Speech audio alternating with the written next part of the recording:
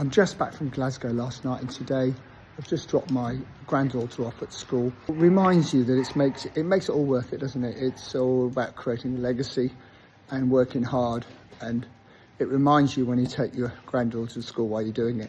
I'm in Woodbridge, which is a lovely market town in Suffolk, and I'm meeting a very good friend of mine for breakfast.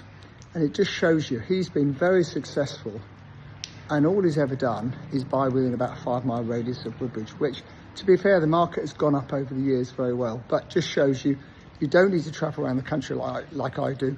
You should always be very strong in your own patch, which I am, but he's made a real art of it, and he's done incredibly well. I've then got a interview with the Daily Telegraph. They interviewed me in 2019.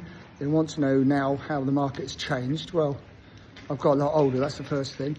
Obviously, inflation is rife since 19. Property prices in the last few years have not gone down. Build costs have gone up 40%. So, you know, there's too little gap between the build costs of building a home or developing a project and what you can sell it for. So we need prices to go up. That will please a few people, not. We need help for first-time buyers. So that's what I'm going to be telling them today. They'll also bring a photographer down to take some photographs, which is a bit unnecessary because I could have easily sent them a few photographs, shots of me smiling. And but there are very few papers now, I'd imagine, that still have photographers on their books, because everyone else just takes their own, don't they?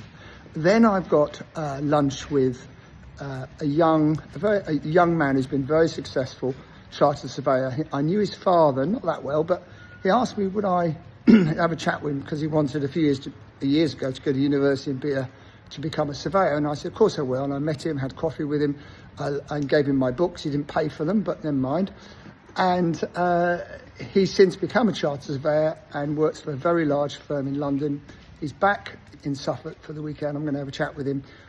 He puts me onto quite a few deals and all the rest of it. So that relationship worked well. It just shows you it is all about connections, and it's all about people you get to know. So get out there, network, meet as many people as possible. Pick the ones that you think you can work with, and you'll always be successful. You always find a deal. I must remember to pick my granddaughter up at 3:30. See you soon.